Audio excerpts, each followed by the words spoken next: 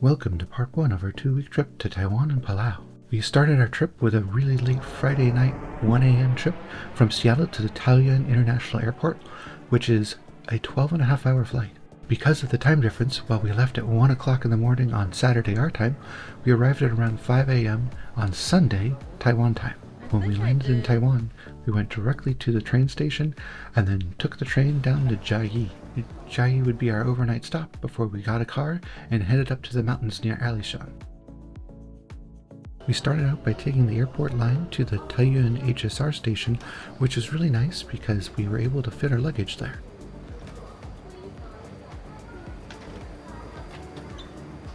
Once we arrived in the Taoyuan HSR station, we had to buy tickets to get down to Chiayi. We bought high-speed rail tickets thinking it was going to the main station, but it's actually a station that's a little ways outside of the main part of town. While waiting for our train to arrive, since we'd only had airplane food for a while, and Mr. Donut was closed, Melody was nice enough to go dig through the 7-Eleven and find me a donut that was from the day before. After a short wait, we jumped on the high-speed rail and were crammed in with a bunch of other people because it was a holiday and everyone had luggage and there's no space for luggage on those trains. Once we got to the HSR station, we realized our mistake and that we were all the way across town from our hotel. Luckily, the Visitor Information Center was open at this time and they let us know that there's a free shuttle across town.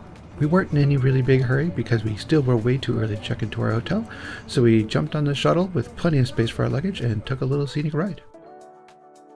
By this time of day, it was around 11 a.m. and it was already well over 80 degrees Fahrenheit, and we were hot and tired from our long journey. So we hung out in the air-conditioned lobby of the hotel after checking in our luggage before heading back out to the heat to try to find some lunch.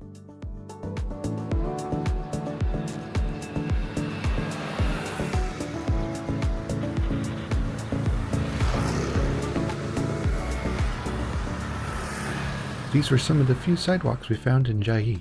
Our walk from the bus stop to the hotel had 0 sidewalks with a couple crosswalks, but we had to drag our luggage basically right on the side of the road next to traffic.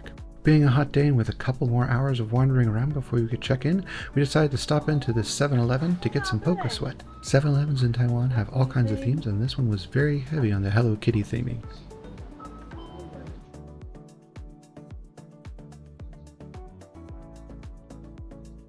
Chiayi is famous for its turkey fried rice, so we decided that's what we'd try to get for our first lunch there. Melody picked out a hot spot on Google Maps and we walked a little ways across town to get there. Because there's no real sidewalks here, we ended up walking the scooter lane. The camera doesn't show it, but that scooter was less than a foot away from us when it zoomed by. While talking about scooters in Taiwan, the sound of the scooters is the background din you hear in all the cities you go to. They have less mufflers than they do in other parts of the world, so it's constant sounds of scooters everywhere you go. As we got across this crosswalk, we noticed that there was a turkey crosswalk sign here to show off their turkey-related food.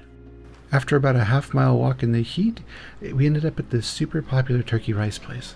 Unfortunately, it was so popular, and it was a weekend, that there was a huge line of about 20+ minutes. So we turned around, walked down the street, and ended up at this absolutely signless place that just had a sign saying open on the side of the window. The turkey fried rice here tasted just like chicken fried rice, and I don't see why it's so popular, as it seems exactly the same. After lunch, we decided to start wandering back towards the hotel as it was in the upper 80s in Fahrenheit now. Wandering down a side street, Melody spotted this place that actually was open. It's a Filipino restaurant. We had some Filipino shaved rice in what looked like someone's living room, but it was their restaurant, and then headed back out.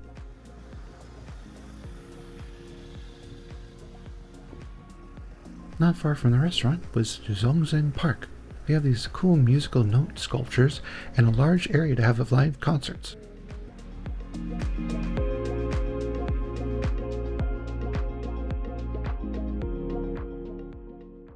A little ways across the park, they have this really nice covered playground for the kids to keep them out of the sun. And immediately across the street is a temple. There are temples all over Taiwan, but this one was really pretty and had a lot of really nice paintings and murals.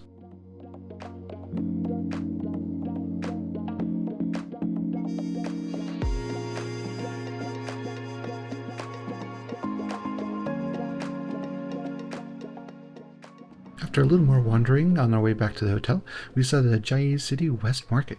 Based on other markets we've been in Taiwan, we assumed it would be bustling and full of interesting things to look at. However, this entire block-wide section seemed closed down. The sign clearly states that it was open, and as we walk a little bit farther, we see that the other side of the market is open and people are there. We thought it was really interesting that people park their scooters inside the market, not just outside the market. They also park with their hazard lights in the middle of the street because there's no parking and that's just what people do. Unfortunately, when we came across this cute little stand, we were still full from lunch, so we didn't get anything here. Right next to this restaurant, though, was a really cool little alley that we decided to take a little walk down to get off the main street. While not as grand or fancy as some of the other temples, this was a pretty cool little temple in its own right in this tiny little alley.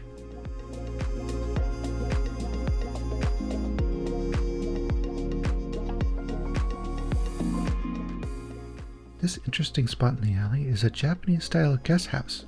I'm still not sure what that is, but it has 5 stars and reviews on Google and seems like a pretty nice place. At the end of the alley on the corner was a super trendy little cafe.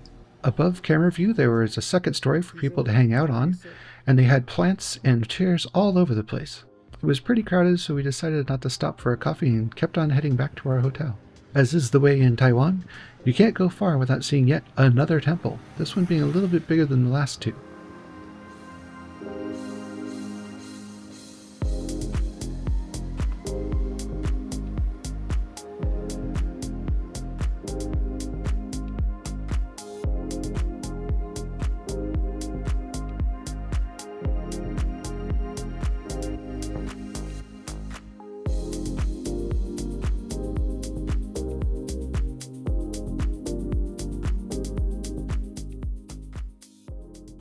After burning through a whole bottle of Poké Sweat, we decided to go to the next 7-Eleven we saw and get some more. This one wasn't near as cutesy as the previous one and had a small Superman theme set up for some reason, and the rest of it was pretty normal 7-Eleven.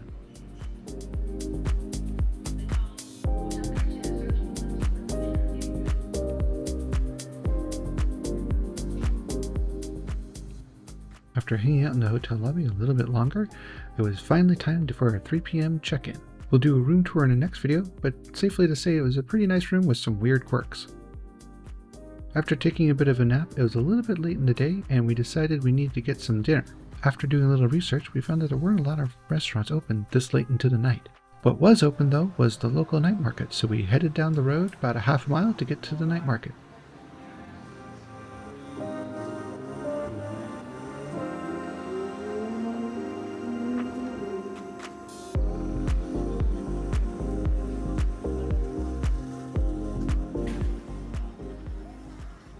It was after 9 on a Sunday night, so it wasn't super crowded, and it was a pretty wide open night market, so we really enjoyed just strolling around and looking at everything that was available. One of the first things that caught our eye was the sugar fruit, which you can get at pretty much any kind of fair or market around the world. The good thing is, if you're not looking for something weird tasting, it tastes about the same as any place we've ever been, so it's pretty good.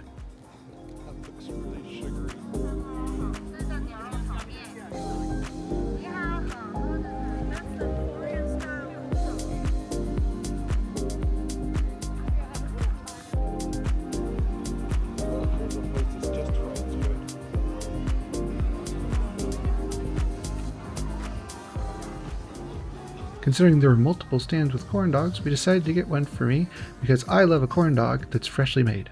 We did pass quite a few stalls and didn't eat anything that we normally would, and I think it was mostly because we were very tired, and even though we were hungry, nothing looked good.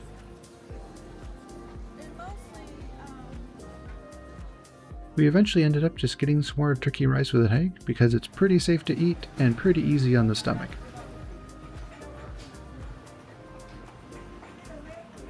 Heading back out of the night market, we spotted this dog walking around. He was the star of our evening as he had a vest, blinky collar, and glasses on. He was picking up scraps off the ground and really cute. That wraps up our first day of our Taiwan trip. The next day, we're going to rent a car and head up to the mountains.